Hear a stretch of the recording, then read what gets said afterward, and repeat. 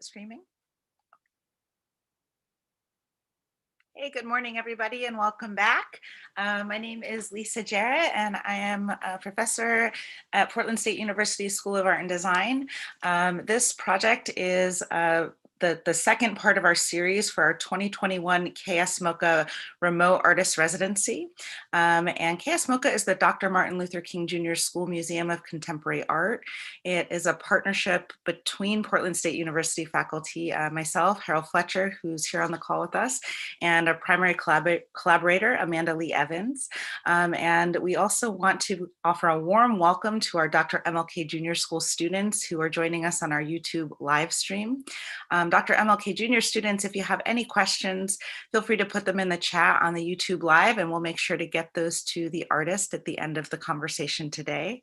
I also have Mo with us this morning, and Mo is going to be introducing the artist to you all in just a moment.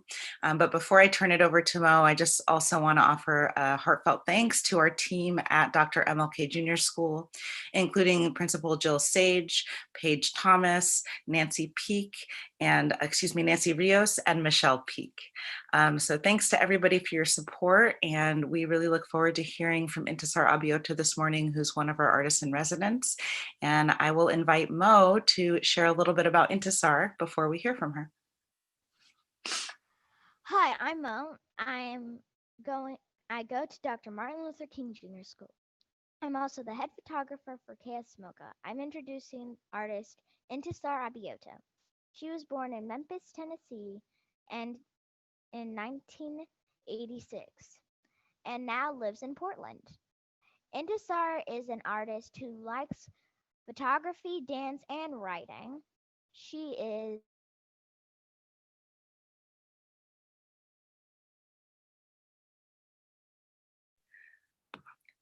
Mo, we lost your sound.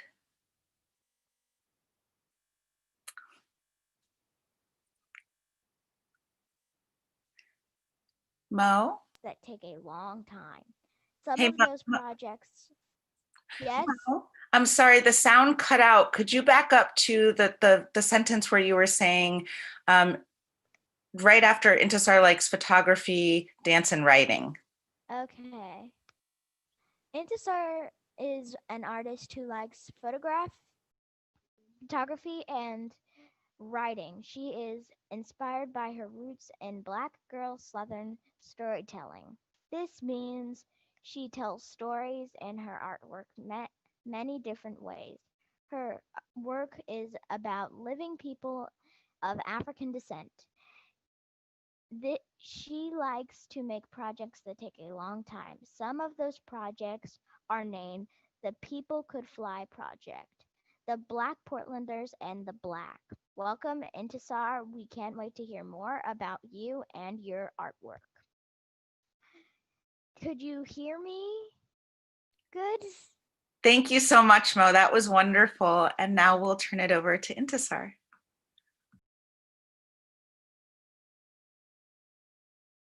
Oh, thank you, Mo, so much for that beautiful introduction.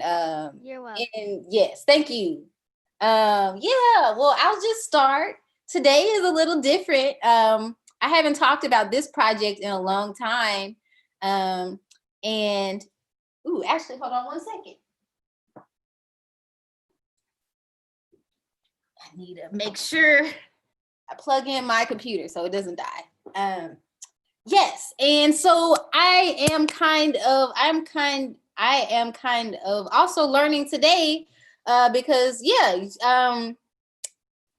I'll talk about what I was gonna say in a second. But yes, today I'm gonna talk about the People Could Fly project and the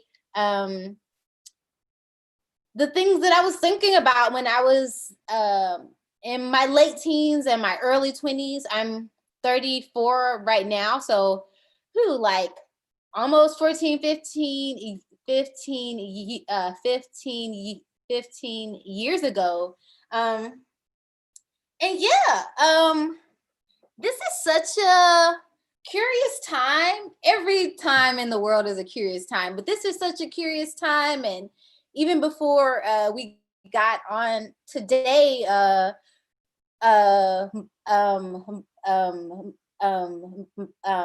like Mo was talking about, just being a little tired and being in the house for a year. And wow, that's a lot. We're all experiencing that. And for myself, you know, not being able to see a bunch of people or do social things, it's hard, you know. And we're thinking about times in the past when we could be around one another. We're using our minds to remember, you know, both to remember times before this moment, but also to try to envision what the future is going to look like when we'll be able to be with one another again. And to me, actually what I'm going to talk about today is kind of like storytelling and imagination and dreams, and the ways we use stories and dreams to travel, to consider. For me, a lot of that starts out with books, you know. When I was a young person, books were very important to me. I don't know if I talked about this the last time, but I had and have a speech impediment, and sometimes it's difficult for me to speak, to say things. And so when I was younger, it was more difficult. And to just talk to people and talk to other young people in my classes at school. And books were a place that I spent a lot of time. And one of the books that meant a lot to me was this book. Let's see. Actually, I hope you all can see it. You know what? I may have to turn off this funny thing. Hold on 1 second. I'm sorry, you all. Meeting.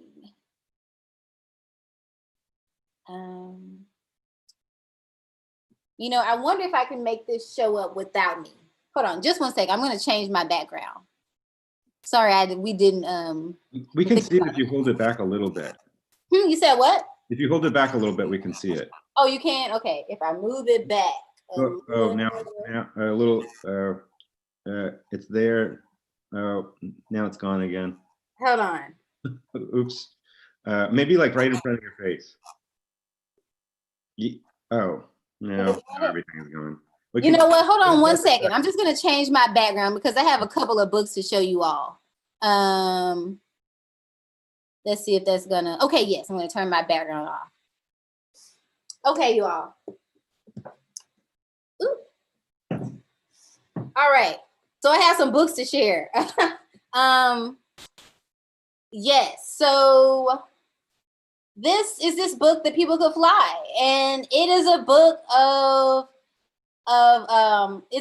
of American Black folktales. And it is by Virginia Hamilton, and she is and was this wonderful children's author. Actually, this is her. This is her, Virginia Hamilton. And she is one of America's like greatest Black and also just greatest kind of like children's authors. And she wrote a folktale. The title story of this book is called The People Could Fly. And it talks about Black people who could fly. And actually, yes, hold on 1 second. Let me pull it up.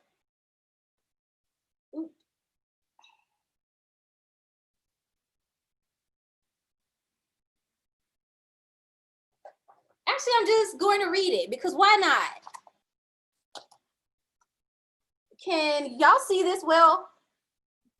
Yes. Okay. They say the people could fly. say that long ago, or I'm going to read part of it. Ooh, okay. They say the people could fly. Say that long ago in Africa, some of the people knew magic, and they would walk up on the air like climbing up on a gate. And they flew like blackbirds over the fields, black, shiny wings flapping against the blue up there. Then many of the people were captured for slavery. The ones that could fly shed their wings. They couldn't take their wings across the water on the slave ships. Too crowded, don't you know? The folks were full of misery then, got sick with the up and down of the sea. So they forgot about flying when they could no longer breathe the sweet scent of Africa. Say the people who could fly kept their power, although they shed their wings. They kept their secret magic in the land of slavery. They looked the same as the other people from Africa who had been coming over, who had dark skin. Say you couldn't tell anymore one who could fly from one who couldn't. One such who could was an old man, call him Toby. And standing tall, yet afraid, was a young woman who once had wings. Call her Sarah. Now Sarah carried a babe tied to her back. She trembled to be so hard worked and scorned. The slaves labored in the fields from sunup to sundown. The owner of the slaves, calling himself their master, say he was a hard lump of clay, a hard glinty coal, a hard rock pile, wouldn't be moved. His overseer on horseback pointed out the slaves who were slowing down. So the one called driver cracked his whip over the slow ones to make them move faster. That whip was a slice open cut of pain. So they did move faster, had to. Sarah hoed and chopped the row as the babe on her back slept. Say the child grew hungry. That babe started up bawling too loud. Sarah couldn't stop to feed it, couldn't stop to soothe and quiet it down. She let it cry. She didn't want to. She had no heart to croon to it. Keep that thing quiet, called the overseer. He pointed his finger at the babe. The woman scrunched low. The driver cracked his whip across the babe anyhow. The babe hollered like any hurt child, and the woman fell to the earth. The old man that was there, Toby, came and helped her to her feet. That's the illustration by these artists, Leo and Diane Dillon. So yes, so that's Sarah, that's the baby, that's Toby. I must go soon, she told him. Soon, he said. Sarah couldn't stand up straight any longer. She was too weak. The sun burned her face. The babe cried and cried. Pity me, oh, pity me, say it sounded like. Sarah was so sad and starving, she sat down in the road. Get up, you black cow, called the overseer. He pointed his hand and the driver's whip snarled around Sarah's legs. Her sack dress tore into rags. Her legs bled onto the earth. She couldn't get up. Toby was there where there was no one to help her and the babe. Now, before it's too late, panted Sarah. Now, father. Yes, daughter, the time has come, Toby answered. Go as you know how to go. He raised his arms, holding them out to her. Kum, Yali, Kum, Buba, Tambe, and more magic words, said so quickly they sounded like whispers and sighs. The young woman lifted one foot on the air, then the other. She flew clumsily at first, with the child now held tightly in her arms. Then she felt the magic, the African mystery. Say she rose just as free as a bird, as light as a feather. The overseer rode after her, hollering. Sarah flew over the fences. She flew over the woods. Tall trees could not snag her, nor could the overseer. She flew like an eagle now, until she was gone from sight. No one dared speak about it, couldn't believe it, but it was because they that was there saw that it was. Say the next day was dead hot in the fields. A young man slave fell from the heat. The driver come and whipped him. Toby come over and spoke words to the fallen one, the words of ancient Africa, once heard and never remembered completely. The young man forgot them as soon as he heard them. They went way inside him. He got up and rolled over on the air. He rode it a while and he flew away. Another and another fell from the heat. Toby was there. He cried out to the fallen and reached his arms out to them. Kum kunkayali, kum tambe, whispers and sighs. And they too rose on the air. They rode the hot breezes. The ones flying were black and shining sticks, wheeling above the head of the overseer. They crossed the roads, the fields, the fences, the streams, and were away. This is the illustration. That is really cool. Seize the old man, cried the overseer. I heard him say the magic words. Seize him. The one calling himself master come running. The driver got his whip ready to curl around old Toby and tie him up. The slave owner took his hip gun from its place. He meant to kill old black Toby, but Toby just laughed. Say he threw back his head and said, hee, don't you know who I am? Don't you know some of us in this field? He said it to their faces. We are the ones who fly. And he sighed the ancient words that were a dark promise. He said them all around to the others in the field under the whip. Booba Yali, Booba Tambe. And there was a great outcrying. The bent back straightened up.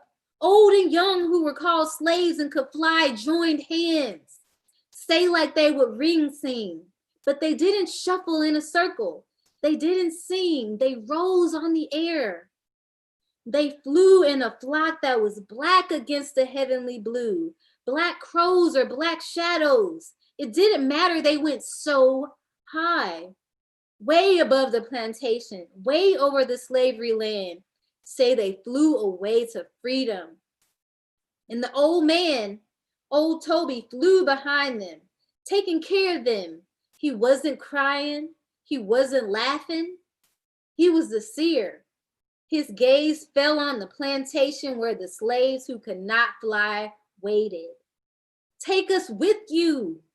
Their looks spoke it, but they were afraid to shout it. Toby couldn't take them with him, hadn't the time to teach them to fly. They must wait for a chance to run. Goodbye. The old man called Toby, spoke to them, poor souls, and he was flying gone. So they say. The overseer told it. The one called master said it was a lie, a trick of the light. The driver kept his mouth shut. The slaves who could not fly told about the people who could fly to their children when they were free. When they sat close before the fire in the free land, they told it. They did so love fire, light, and freedom, and telling. They say that the children of the ones who could not fly told their children, and now me, I have told it to you.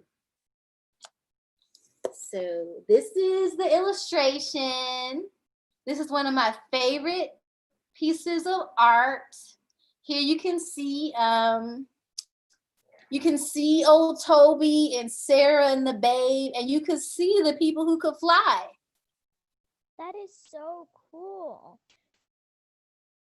I'm so glad you think so. I thought so. This is a deeply treasured book. It came out the same let's see here. Let me make sure. Looking. It came out the year before I was born in 1985. So this book was in my, I know. This book was in my house when I was a child, and a lot of people's homes. And we think about this author, Virginia Hamilton, and she was born, I think, and maybe I forget. I think it was like 1933 or 1934 or 1935. You mean like when Dr. Martin Luther King Jr. was alive? You know what? It would make sense. I need to check and see the date that he was born. But in the 30s. And so okay, so talking about her, like, she came from a family of storytellers, and her grandfather, or her it was either her grandfather or her great grandfather, like Levi Perry. Yes, let's see. Okay, yes. So they were slaves, they were enslaved people in Virginia. So she heard about, I'm just gonna read this. So in 1857, Mary escaped and traveled from Virginia to Jamestown, Ohio by the Underground Railroad. So her family members were enslaved in America, just like the people in this story. This story is actually a Black American folktale. So the author, she didn't come up with the concept, but she took this story and she told it in her words. And this is a story that has been passed along. In the end of the story, when it says, now me, I have told it to you. This story talks about storytelling, and it talks about dreams. So I'm gonna grab a few more books.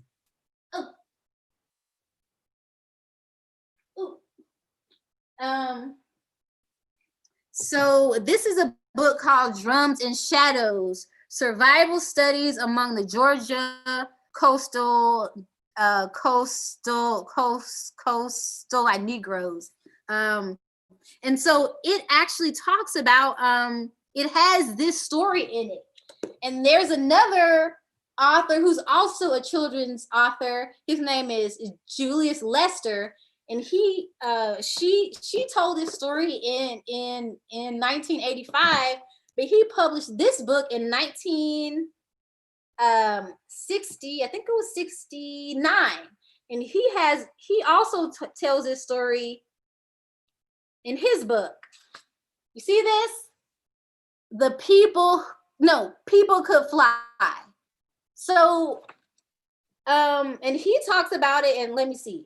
Let me pull this one. So that same picture of those people flying, this is an illustration by this Black American a man named Tom Feelings. And I have so many books, sorry. Or actually not sorry, let me show you real quick. And he wrote a lot of books. He wrote and illustrated a lot of books, also about Black people. And so I guess what I want to get to is, I heard this story when I was a child, and the part of the story when they talk about how a story goes, the words, they go way inside you and you don't fully remember them, but they leave something. And that's what stories do, you know? And so I heard this story when I was a kid, and I have several copies of this one book. This is the paperback.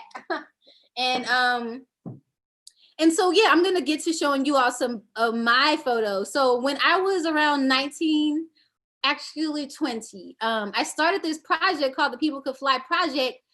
I was interested in this story and what it was about. And let's see here. Yes, and so I came up with this project with my sisters to kind of explore this myth, but also explore dreaming and storytelling. And I wanted to know, yeah, just kind of what it was about. And I feel like art is a way to make things if you want to, but it's also a way to ask questions or even figure out what, not just what to say, but what your question is. And a lot of my projects, like Mo said, they kind of take a long time. And a lot of it is because I don't always have a destination. I'm just kind of moving around and seeing what things look like. So I'm gonna share some photographs. And in some ways, I kind of think of my photographs as folklore, and folklore is like the history and the cultures of a people, how they communicate what's important to them, what things like their language, their practices, the stories that they tell to one another over time. And so these are folk tales. So we have Black folk tales by Julius Lester. We have American Black folk tales by Virginia Hamilton. And so in some ways, yeah, let me just show you some pictures, because let me do the screen share. Share a screen. And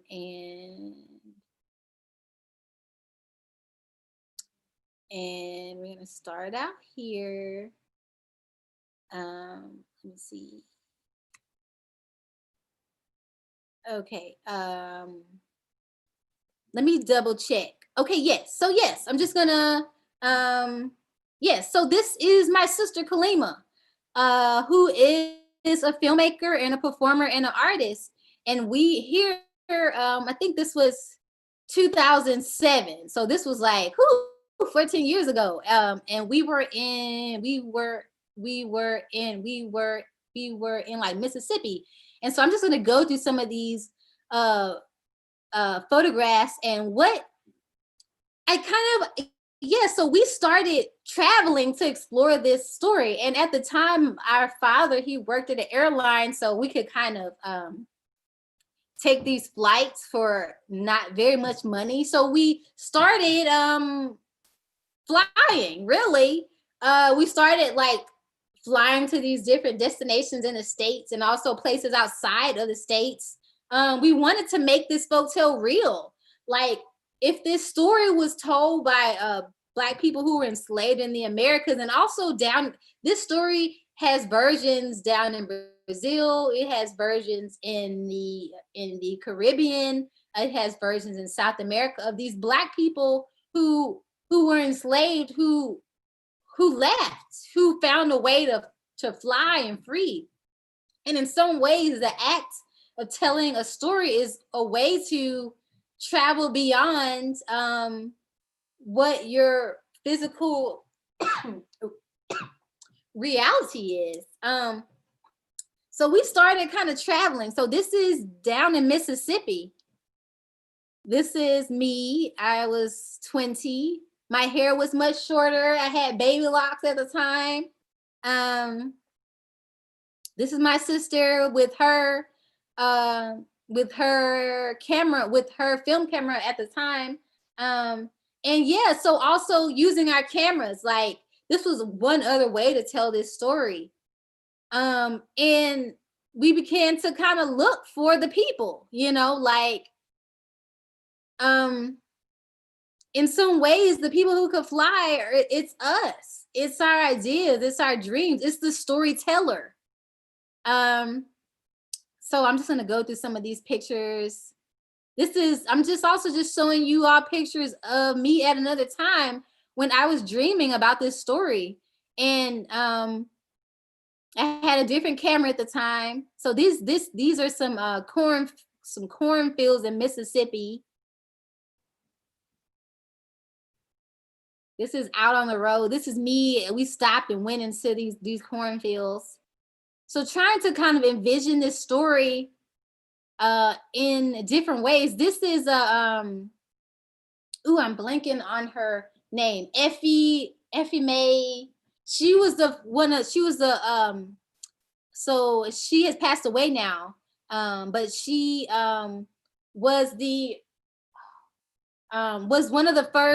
first Black woman to like head like, I believe like the American Library Association or something like that. And so this is in Oakland. I traveled to Oakland to interview this elder woman. She had all these owls. She had all these owls in her house. So collections, and even thinking about flight and birds. And I took these pictures of her in her books, you know, Langston Hughes, the first book of rhythms.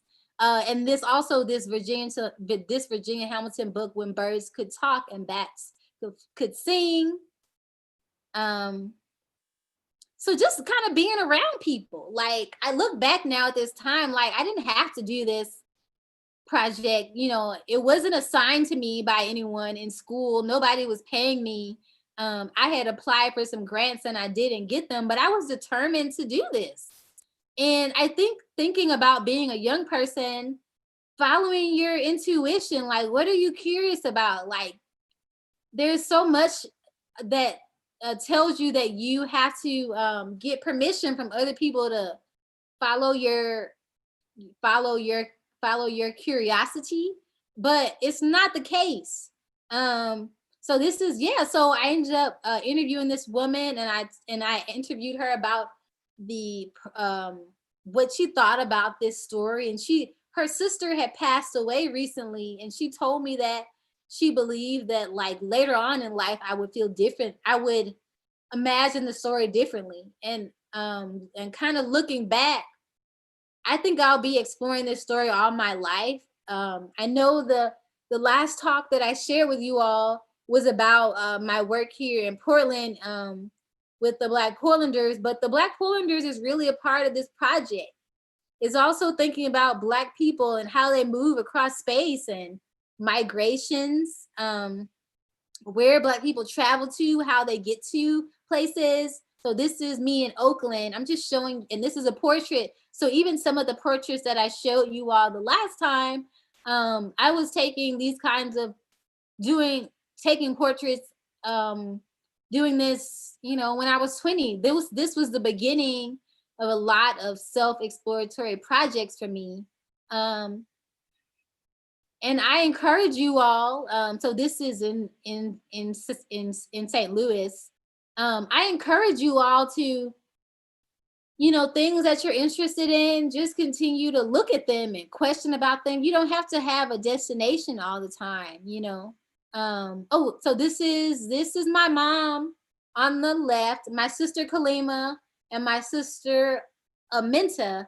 So we were doing this project together. And so, just exploring perspective and ideas.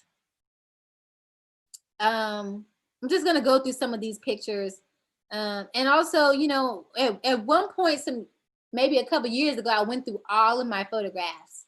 And I also saw the development of my work. Okay, so so I'm gonna talk about this photo. So we did this thing called the 36-hour flight. And so because we could take all these flights, it was like, we did this in 2007. And it was like, I don't know, the 50th, some anniversary of the March on Washington. And we decided to take this 36-hour flight, and we went from Memphis to, I think, Raleigh or somewhere in South Carolina, to Los Angeles, to Detroit, and somewhere else in 36 hours. So this is me kind of planning it. This was me on the phone. And so this is in the plane. So just documenting on planes, and so that's my sister sleeping. This is us in the plane. This is me in the airport. I was 20 here, or in the airplane. So just trying to make this story real, in whatever ways that I could. So this is us in the airport, like filming and like documenting ourselves. We brought these children's books. This is Moses when Harriet Tubman led her people to freedom. So all these things of freedom and how you get to freedom. What is freedom? What is dreaming? Fly, Harriet, your faith has wings. So she recalls dreams where she flew like a bird, sank and was lifted by ladies in white who pulled her north.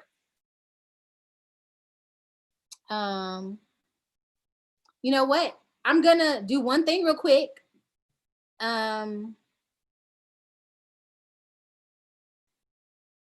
Let's see here. I'm gonna stop this share real quick and just make sure. Okay, yes. Okay, I just wanted to check something. So I have so many more pictures. I know we don't have a whole bunch of more time, but I'm gonna go through them, go through some more really quickly. What am I doing? I'm going to share the screen. Okay, so let's get back to Lightroom.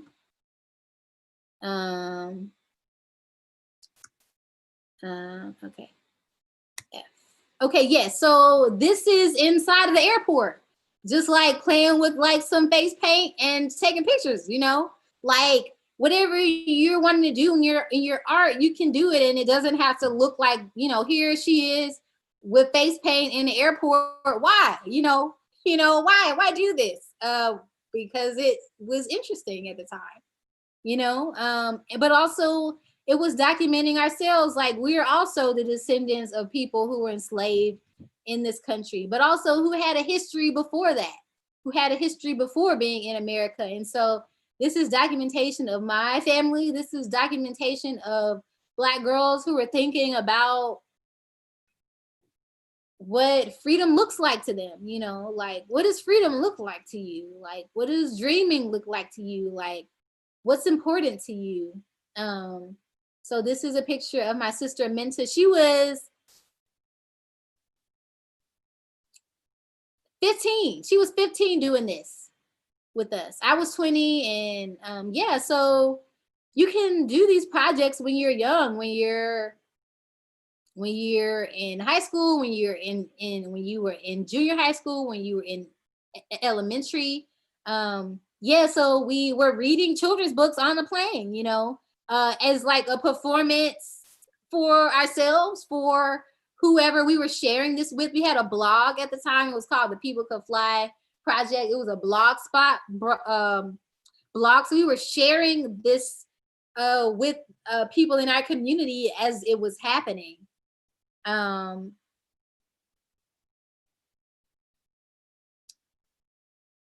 Yeah, so this is a picture of that book that we're holding. If you look down at the bottom, we carried this book with us. These were some flight attendants, just kind of playing around.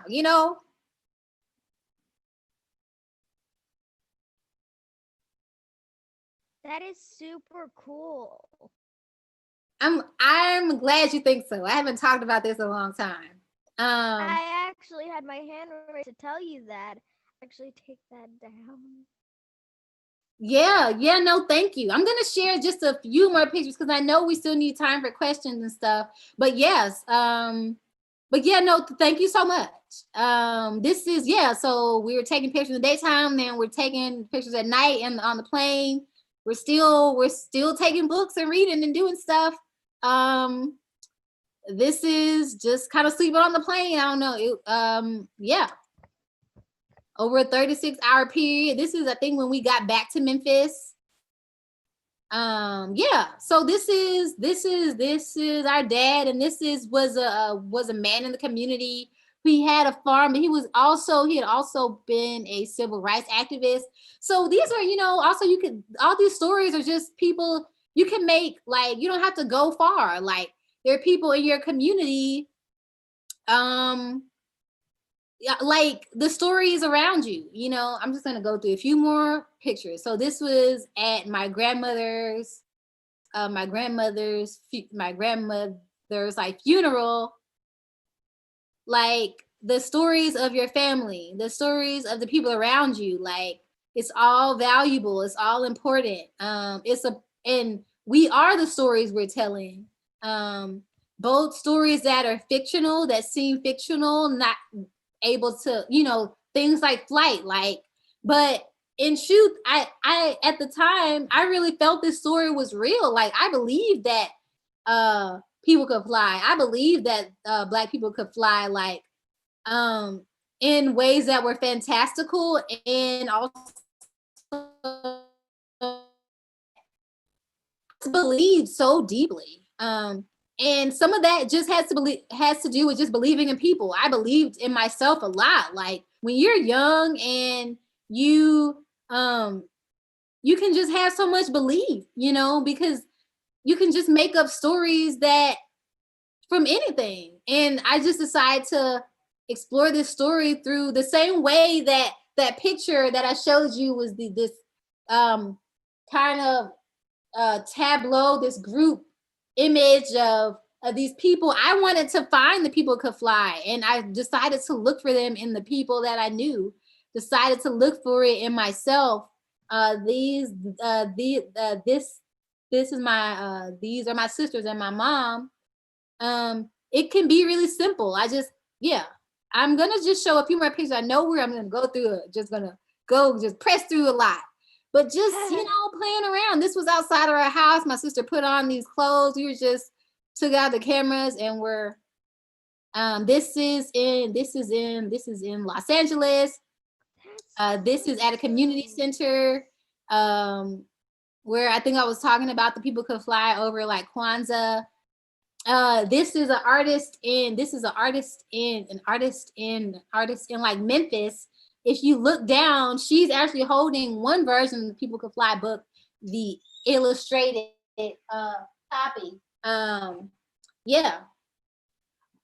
And yes, I'm gonna show just like maybe 20 more images. So yeah, just birds, flight, Black bodies against the sky, This is me when I was 20. We were preparing to go to Djibouti, to go to Africa, and we did. So this is in Djibouti, East Africa. We went, to talk to people, to find the people. Yeah, so that's us, just doing it. And I'm gonna pop out of here so that if there's any questions, this is just trying some stuff. Were those llamas?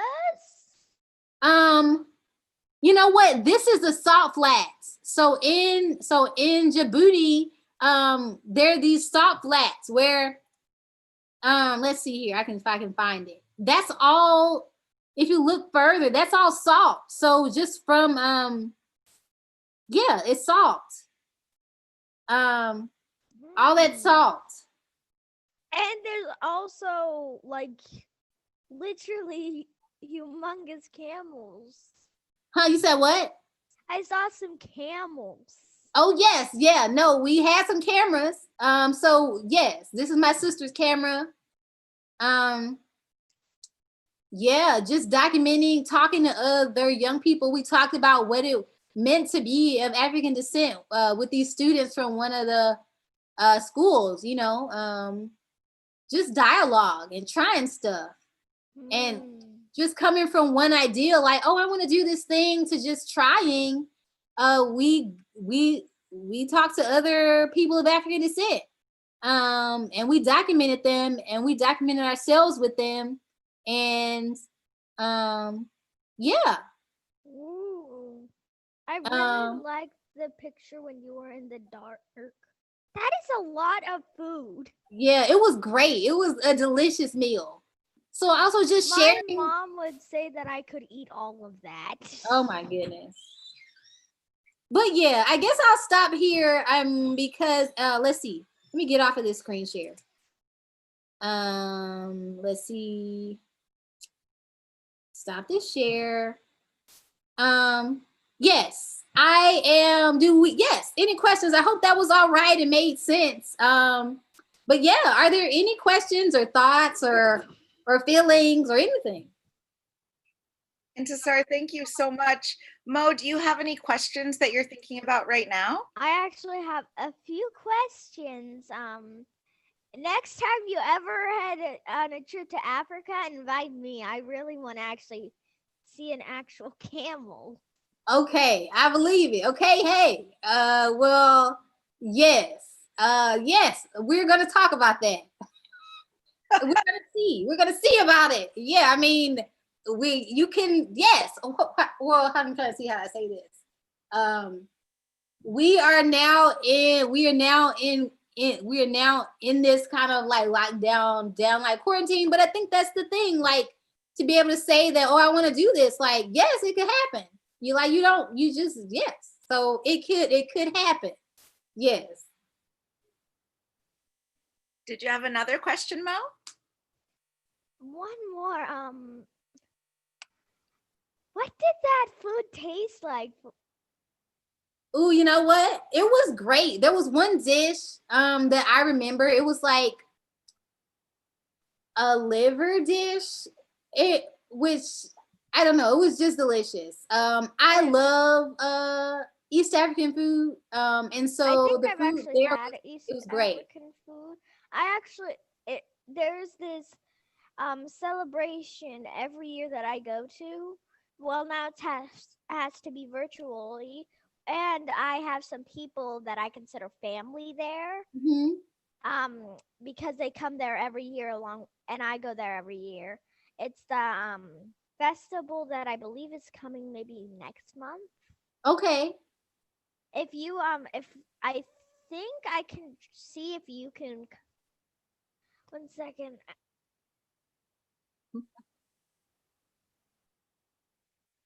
I think Mo is working on an invitation for you. Okay. Okay, here he comes. And maybe while he Look gets at the other questions. a question, I could ask you another question from one of our PSU students. Okay.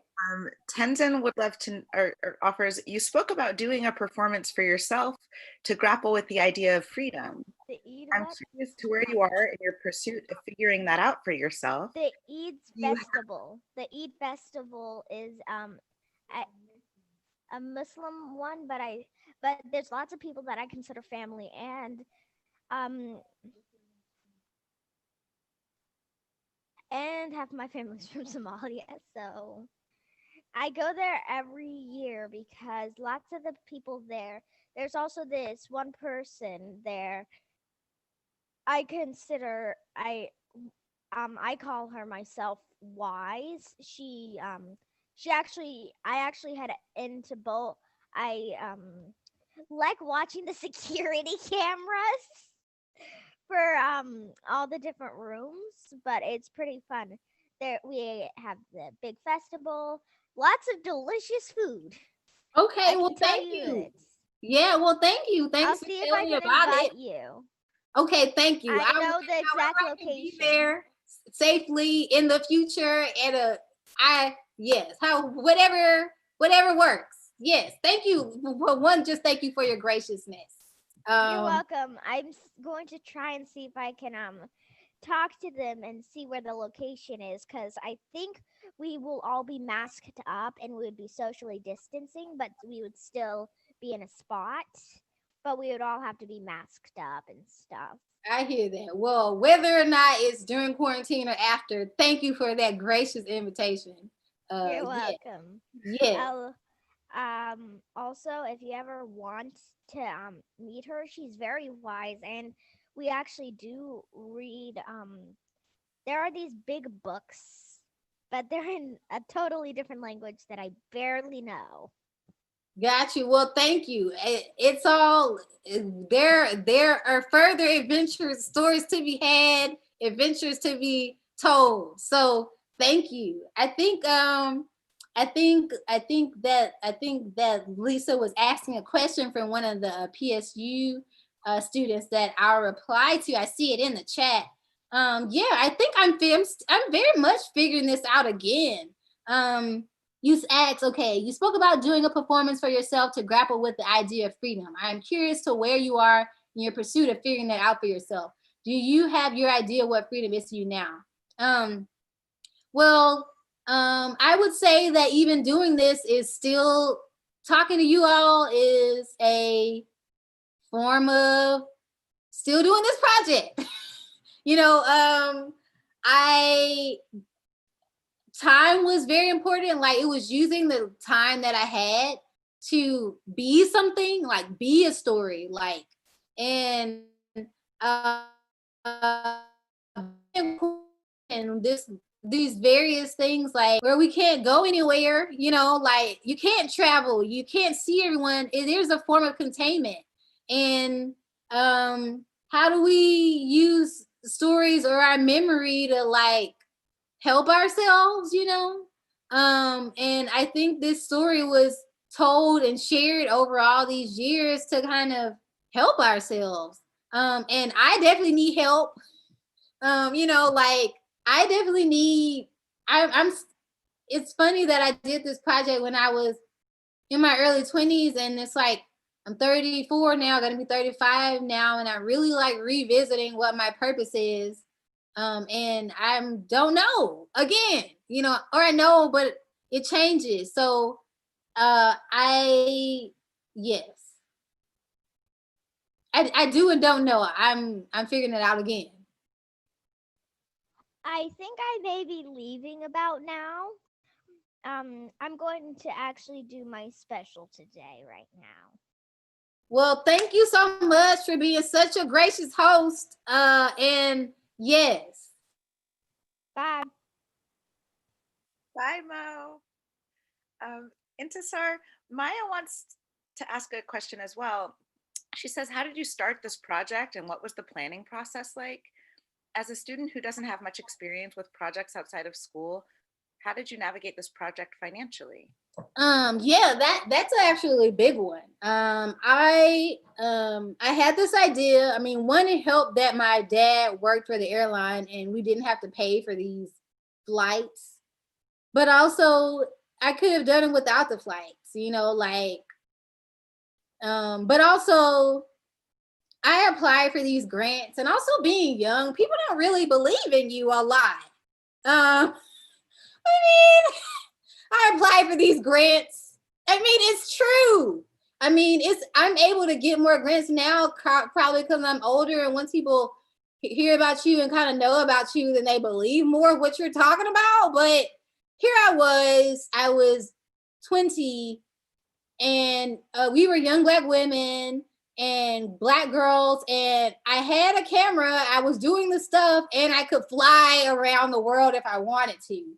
Like, and I remember applying for these grants at my school and applying for these grants, and I didn't get them.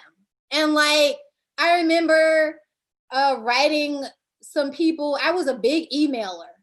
The other thing is, you really can't talk to people. I wrote Virginia Hamilton's husband. So she passed in 2002, but I wrote him an email. He replied back to me, and he was like our mentor. He sent us all these books to sell to like fund our project, and we sold them. And even just having a little money, I mean, if we could fly for free, we like stayed at people's houses. I had a big thing that I'm still getting over, where all the money that I would make would generally go to my art projects. So,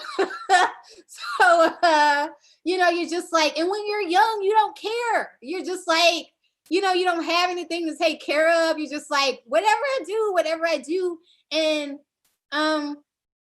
we still did it. You know, we didn't get a single grant. Maybe my sister Kalima was in college at the same time. She was a year younger than me. She's a year younger than me. And maybe she got maybe a $500 thing, but I don't know. Like how did we navigate it financially? Who knows? You know, like you just do it. But I look back at this work now and my, you know, you could say it's not as polished as some of my work now, but who cares? I was doing it, you know, like the documentation is there. Like there are pictures of people who passed. There are people of my elders, people in the community. Like we were really out there. Like we were, how do I say this? Like beyond it being like some art project, like this was about us. Like this was about Black people. This was about talking to other young people about what was at the core of our lives. Like, what does it really mean? And like, we were testing the boundaries, like sleeping on planes, going to the airport, staying at somebody's house. We fundraised for that Djibouti trip. I found that on a blog, like the Africa Travel Association was having some conference and they were gonna, I found it on a blog and I fundraised with the community through PayPal. And it paid for when you went overseas, you had to pay taxes. So it paid for the taxes. So that's how we got over there. And when I say that it was a lot of belief, like fantastical belief, like I really believed in that story. Like I really believed like that people could fly, that Black people could do extraordinary things. And that really fueled it. I'm working on getting that belief back now. You know, like you really do have to, yeah. So that's how I navigated financially. And I haven't talked about this project in a long time, but it's the bedrock of a lot of everything that I do now. You start somewhere and you just decide that it really matters to you. And then you just keep going. Intisar, thank you so much for your generosity and for sharing this part of your project and practice with us. It was really, really beautiful, and really, I continue to be really inspired by you. You were mentioning how you write a lot, and I love getting your emails. You still send them periodically, and they're kind of like presents to me. I print them and I save them. I don't know if I've ever told you that. And so I just wanted to say thank you again for your time today, and say thanks so much to all the students from Dr. MLK Jr School who were able to join us on the YouTube channel. We'll make the video available to you after this for maybe a limited amount of time. We'll check in with Intisar about that. And Intisar, we'll look forward to seeing you again for your third and final lecture as part of the KSMoCA 2021 Remote Artist Residency sometime in spring term. And folks watching out there, we will be here same time, same place, 10 a.m. Pacific Standard Time next week to hear once again from Ilya Yakovenko about the International Acquisition Committee at KSMoCA and how that project is shaping up. Again, this is a collaboration between Portland State University and Dr. MLK Jr School, our families, our communities, and the artists that work alongside of us. We're grateful to everybody for your time today. We wish you all the best, and we will